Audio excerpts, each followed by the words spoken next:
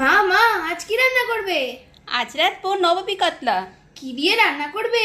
এই তো এখনই রান্না করব, দেখ না কিভাবে রান্নাটা করি। কাতলা মাছ ধুয়ে পরিষ্কার করে নিয়েছি। এর মধ্যে দেব নুন আর দেব গোলমরিচ গুঁড়ো।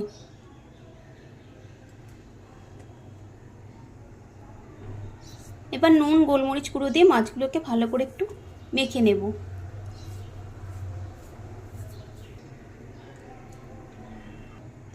মাছগুলো সব নুন গোলমরিচ গুঁড়ো দিয়ে মেখে নেওয়া হয়ে গেছে। এভাবে কিছুক্ষণ রেখে দেব।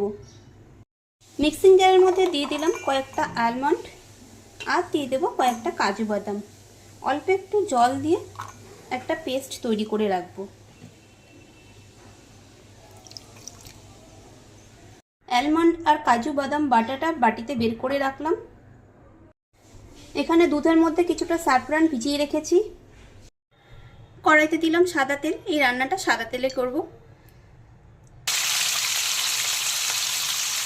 প্রথমে মাছগুলোকে হালকা ভেজে নেব।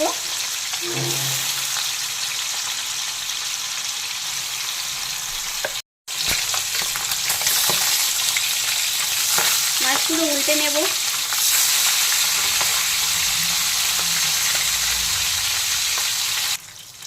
মাছগুলো ভাজা হয়ে গেছে, বা তুলে নেব। এবার এখানে তেলের মধ্যে দিলাম কিছুটা ঘি, দিলাম এলাচ দারচিনি লবঙ্গ। এবার দিয়ে দেবো পেঁয়াজ বাটা। দুটো পেঁয়াজ আমি বেটে রেখেছিলাম, সেটা দিয়ে দিলাম। দেবো আদা বাটা, দিলাম পরিমাণ মতো নুন, দেবো লঙ্কার গুঁড়ো কিছুটা, ঝালটা যে যা স্বাদ মতো দেবেন। দেবো জিরে গুঁড়ো, অল্প একটু পেঁয়াজের বাটি ধোয়া জল দিলাম। এবার একটু নেড়ে চেড়ে 2-3 মিনিট মতো মশলাটা কষে নেব। মশলার কাঁচা গন্ধটা চলে গেছে, কষানো হয়ে গেছে। এবার দিয়ে দিলাম বাদাম বাটা আর দিলাম কিছুটা বাটি ধোয়া জল। আবারও নেড়ে মিশিয়ে নেব। এবার দিয়ে দেবো ভেজে রাখা মাছগুলো। এভাবে কিছুক্ষণ ফুটতে দেব। মাছগুলোকে একটু গ্রেভির মধ্যে ডুবিয়ে দিচ্ছি।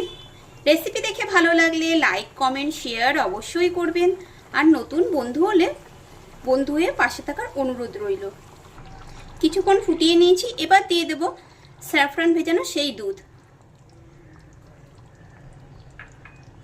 আবার একটু নেড়ে নেব। ব্যাস, এবার গ্যাসের ফ্লেম অফ করে দেবো। রান্নাটা কমপ্লিট।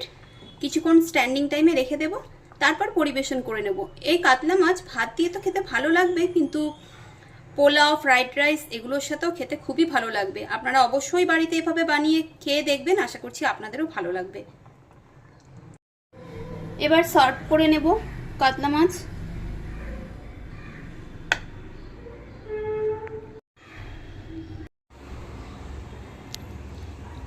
হেভি হয়েছে খেতে।